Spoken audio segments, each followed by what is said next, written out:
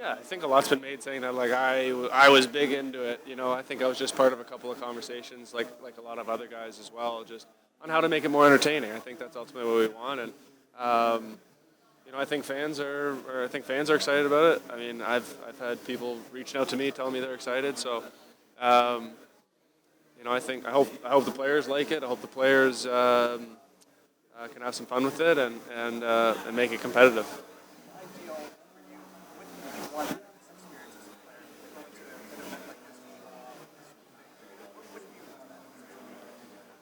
Well, you want to have a good showing. Ultimately, I think you want to show off your skills. That's ultimately what we're here to do. You played with Vincent Trocek in 2016. Just what do you remember about him playing with him and his playing style, and what do you think about a guy like him getting an All-Star nod, maybe he's not? Yeah, I think super well deserved. A guy that kind of does everything, hard to play against, good offensively, kind of helps your game all over. I know he did that for our under 23 team. He was a big piece of that, so super well deserved. Connor. So like in 16 in a row, not just doing that, but doing it in a season to look over in the middle of November. Yeah, it's certainly fun to be a part of. It was, as you said, it was looking a little bleak there for a while, but I think our room always kind of believed in what we were doing, believed in each other. Unfortunately, kind of getting ourselves off the mat has been a trait that we've used over the last couple of years. Think about when we acquired Tiff and we're kind of in a tough spot and we go on a great run to get into the playoffs. And last year we were kind of a bubble playoff team until we traded for Matthias Ekholm, and so our group has been in tough spots and we've worked our way out, and we still got a long way to go though. Connor, I know you always. Mike. How did you overcome that now? Actually, everybody is thinking, you guys are 20 points out. Yeah, I think we just became very short-sighted. Our goal was to get back to 500 by Christmas. Once you get back to 500, then it's a little bit more. And I think we became very short-sighted, and I think that's kind of allowed us to forget about the playoff race or the standings or anything like that, and just kind of focus on what we were doing. And ultimately, obviously, it's shown that it works, and it's something that will stay focused. Connor, it's Darlene's third All-Star in a row. Just curious your perspective on what it's like playing him. Yeah, he's a player that's just getting better and better as he's going. He's added kind of a physical element to his game. Obviously, offensively, he's as gifted as you'll see on the back end. And, he's just a great player. I mean, that's why we picked him. What can you say about the Edmonton trade yesterday? What do you think about Vancouver now with him this season? Yeah, Vancouver's a great team. They're great. We obviously don't have to play them lots and lots over the years. And you knew they were a team that was always going to figure it out. And obviously this year they have. And obviously adding Lindholm to the fold helps a lot. He's a great player. Makes him that much better. Beyond winning a Stanley Cup, obviously, what are the individual benchmarks the magic numbers for beyond maybe like 1,000 points down the games? That's a good question. I think that's a very personal question. I think everyone has different goals, has different aspirations of what to do in this league. For some guys, it's just great to be in the league, and that's a great thing too. It's a tough league to make. It's even tougher league to stay in. It's a even harder league to thrive in. And I think that is completely subjective. For you, I mean, you're in a different trajectory than most. Do you have numbers in your head? You want to get some? No, I don't. For me, like you said, it's about winning, and that's kind of what it is. How different is it to have fewer personal numbers and everyone would say you're having a better season because you're more Yeah, I mean, you know what? I try not to listen to the noise. It's part of what our team went through. I think everybody was listening to the noise, and as soon as we were able to tune that out, we could just get back to playing our game, and I try to do that with my own personal game as well. It might not be the most offensively sexy year, but I think we're doing a lot of good things. I feel good about my game. I feel good about where I'm at, and I feel good about our group. How much is it just maturity and how much is it concept? I think that's always been the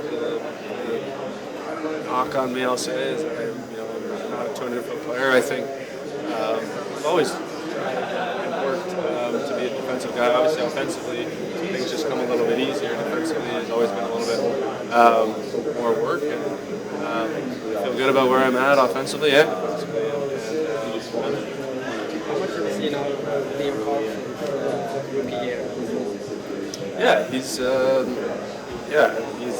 been a great player. I don't know too much about him. Obviously, kind of battled an injury there, I think. So, but he seems like he's going to be a great player in this league for a long time. You took Reinhardt in the draft. He's got more power than all teams. Kind of season that he had. Yeah, he's again just like kind of a do everything guy. Solid defensively. Like you said, he's amazing on the power play in that bumper spot. We'll get a power play on Saturday. I'm sure we'll have him out there. Yeah, just a great player.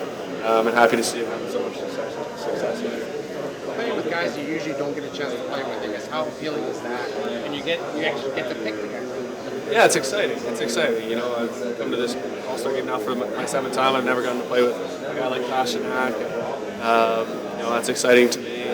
It's always fun to get to play with new guys. And obviously, coming to an event like this with the best of the best, it's fun. When it comes to face-offs in the league, how much attention you pay, how close attention you pay to specific linesmen, tendencies, maybe when you panic, can you get away with it? It seems like sometimes guys don't know why they're getting thrown out. Yeah.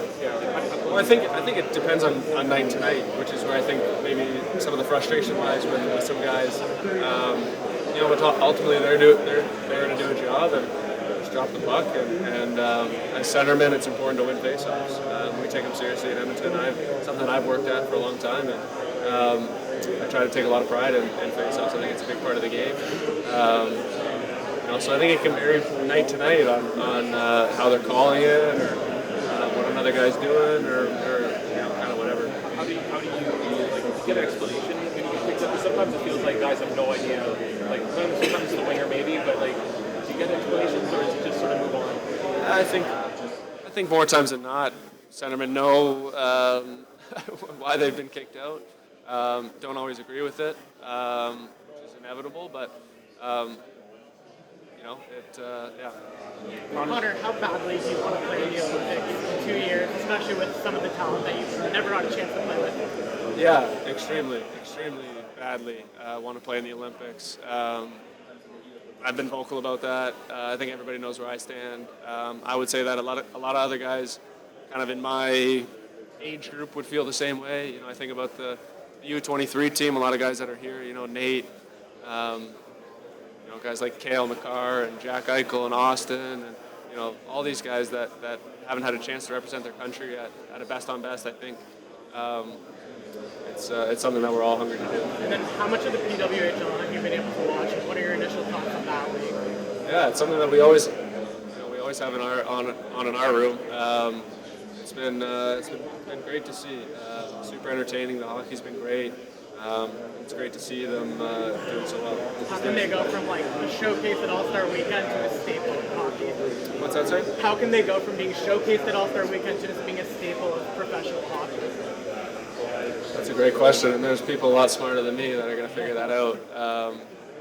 But I think the product is just getting better and better, and inevitably that's going to cause the attention of the sport to grow and grow, and I think it's a great thing. What was your reaction when you heard about the Elias Lindholm trade to the Canucks? Obviously, it's a win now move for a team that's tied atop the standings and a team that beat you guys 3 times earlier in the year. Yeah, obviously it's expected. They're a team that's at the very top of the standings at the All-Star break. So of course they're going to trade and make moves. And of course Lindholm is a great piece. He's going to make them better. So you're trying to have fun at an All-Star weekend, but how big in your mind is true that you guys have a chance in history? You may never have that chance again. Yeah, you're right. Maybe not. But it's trying to stay focused on the things in front of me here. But it'll be exciting. It's exciting to get that opportunity. 17 is obviously a number that is not reached very many times, or only reached once. So for our group to have a chance to do that on Tuesday is exciting. Circling back on the women's league, is there some of the rules that they implement in the league that you might be interested in seeing in the NHL? For instance, the point system is different. You go 3-2-1 for a regulation way. Yeah. Jailbreaker too. If you score in the PK, your player get out of jail. Oh, really? I like that rule. That's a cool rule. The point system is interesting. Yeah. But it's something that I haven't put much thought into. It's cool to see it implemented in that league and see how it kind of works. And if you make our league better, great. If not, I think our league's pretty great already. Would it be bad for players? Like the point system? I don't know too much about it, but I'm sure it would. Sure, it wouldn't help. No. Did you hear what Will Arnett just said? What did he say? He said it's already a coaching controversy. He was wearing a Maple Leafs hat. Do you have to consider a coaching change? I noticed that. I thought maybe he could have changed it, or we could have maybe brought him one. But he's proud of being from Toronto. He's proud to be a Leafs fan, and you can't fault the guy in that. He's definitely passionate. Did you think about taking Marner in that situation? It crossed our mind. But ultimately, we feel good about our picks. On the Oilers, Stu's playing great for you guys, but what else has changed, like with the team, whether it's system or compete, or what's been the biggest difference for them, especially cutting down the chances? Well, I think obviously Stu's been great. I think all 16 men have played really, really well. We're playing obviously a little bit of a different system in the D zone. It looks a little more, certainly feels less chaotic, a little calmer. Seem to be giving up less from kind of the dangerous areas, which is obviously a good thing. And I think the penalty kill has been great. I think it's maybe one of our most underrated pieces of our game. Our penalty kill has been fantastic. So yeah. Do you feel like everybody says that the game is getting faster year after year? You're a big part of that, obviously bringing that speed. But can you picture how much faster the game can even get with the years, with the development of either technology or the training of the kids? And at what point does the brain and the legs can go together to create more speed? Yeah, you said it. The game is getting faster and faster. You can certainly feel it on the ice. Everybody can skate out there, top to bottom. Everybody can skate. You can't really. It's hard to play in this league anymore if you're not a great skater. So certainly getting faster.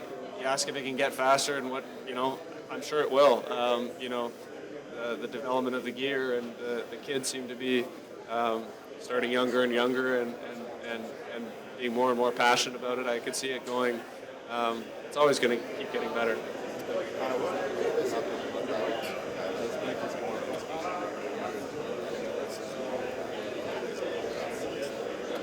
I think what impresses me is just the power that he plays with. I think he's always been that powerful skater, but now to do that and be producing the way he is, and he brings a physical element to the game as well. It's been super impressive. Obviously, we know in Edmonton firsthand just how good he is. He's a special player, and he's having a great year.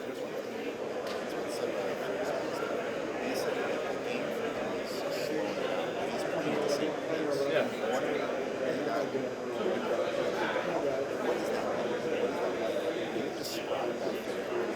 It's the best feeling ever when you're moving at a great clip and the game still feels slow, and it's the best feeling. That's when you're at your absolute best. And obviously, he's found a rhythm in his game, and he's feeling good about himself as he should, and he's playing great hockey.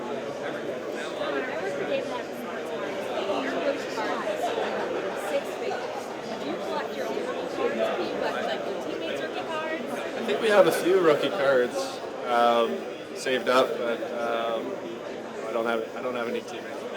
Not as of right now? No, not as of right now. Oh, obviously Leo, or not to go with him. Maybe a Stuart Skinner card. Moving to performing in front of crowds on that ice, right?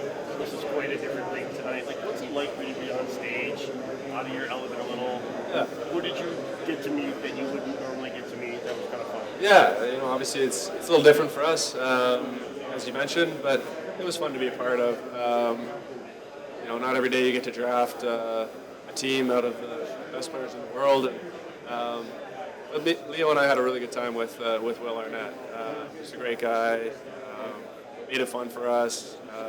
He was super entertaining, so it was fun to be up there with those two. What's different direction here? We're in Toronto, hometown. Top 3 favorite Toronto athletes of all time. 3 Toronto athletes of all time, like born in Toronto or played in Toronto? Played in Toronto. I'm gonna go with Gary Roberts. We'll go with Vladdy Guerrero. We'll go with Kawhi Leonard.